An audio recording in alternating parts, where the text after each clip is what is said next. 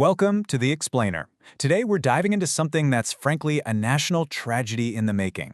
We're talking about how India's very first tiger reserve, the iconic Jim Corbett National Park, is literally being sold off piece by piece for profit. And look, let's start right here. These are not my words. This is a quote from the Supreme Court of India, a betrayal of public trust. That's what they call the so-called ecotourism project inside the park. I mean, that phrase alone sets the stage for a story of just staggering corruption. So you have to ask yourself, how? How did we get here? How does a place that's supposed to be a crown jewel of conservation, a national treasure, get pushed to the absolute brink by the very people who are sworn to protect it? All right, so the heart of the issue, really, is this massive shift in how people view the park. We're going to see how a place that was meant to be a priceless, untouchable sanctuary, well, it started being treated like just another piece of real estate with a price tag. You know, over the past decade, it's like the very soul of Corbett has been twisted. What was built to be a protected space for wildlife is now being run like a giant open-air market, where the wilderness itself is the product being sold to the highest bidder. So what does this marketplace actually look like when you're there? Well, the most obvious, in-your-face evidence is right on the edges of the forest. These vital animal corridors have been turned into, well, a full-blown carnival. I mean, just think about this contrast for a second. The entrance to Corbett, a place that should be all about silent animal trails and the sound of the river, has instead become a hotspot for destination weddings. We're talking DJ music, fireworks, and concrete walls blocking the ancient paths that elephants have used for centuries. It's just wild.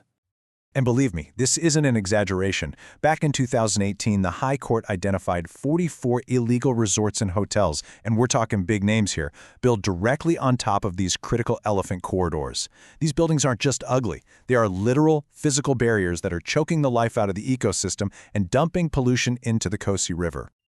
But here's the thing. The problem goes way deeper than just some private resorts acting badly. It actually goes right into official, state-approved projects. Case in point, the Pakro Tiger Safari, which turned out to be a massive scam just hiding in plain sight. Just look at that number. The project's budget started at 27 crore and somehow ballooned to 157 crore. That's nearly a 500% increase. You know, that's not just a rounding error or bad planning. It was a gigantic red flag for corruption that, by the way, also involved illegally cutting down thousands and thousands of trees inside the reserve. So the big question is, how on earth could something like this happen? To get to the answer, we have to look at the root cause, and it's a shocker. It turns out the very people assigned to be the guardians of the forest became its biggest threat. When you start looking at the official government actions, this really disturbing pattern just jumps out at you. So the High Court tries to protect elephant corridors, right? The government then fights that decision in the Supreme Court, get this, on behalf of the resort owners. The law clearly bans commercial activity in the core area. What does the government do? It greenlights a private bus service to run right through it. It's like time and time again, they were actively working to break the very laws they were supposed to be enforcing.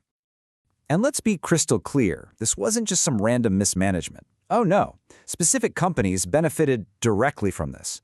One hotel group was given exclusive access to forest roads and its own private stretch of the river. Another company got permission to run commercial buses straight through the heart of the Tiger Reserve. It's like they were auctioning off the park piece by piece. But in the midst of all this plunder and greed, one institution has consistently stood in the way.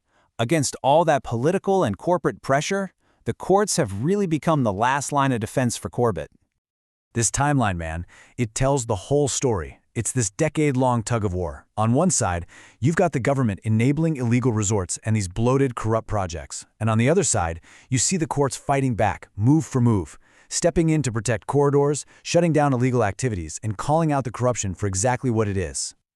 Honestly, these legal rulings have been the only thing standing between Corbett and total chaos.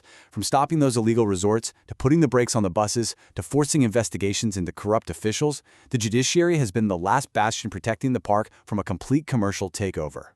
So, all of this brings us right here, to this very moment, and it brings us to a critical choice, not just for the government or the courts, but really for all of us. But here's the bottom line. Court victories are absolutely essential, but they are not enough. They can be temporary, because without sustained pressure from the public, without us demanding permanent protection, this whole cycle of exploitation is just going to start all over again the second the spotlight moves away. But you know what? Awareness can be turned into real action. As citizens, as people who care, we can actually make a huge difference. By being responsible tourists, by demanding transparency from the authorities, by supporting legal action, and by pushing for real, lasting policy changes, like finally getting Corbett declared a permanent silent zone. In the end, it all just boils down to this one question. What do we want Corbett to be? A sacred forest teeming with life, or just a banquet hall for the rich? The choice is ours to make, and whatever we decide won't just seal the fate of Corbett, it's going to define the future of India's entire conservation story. So what's it going to be?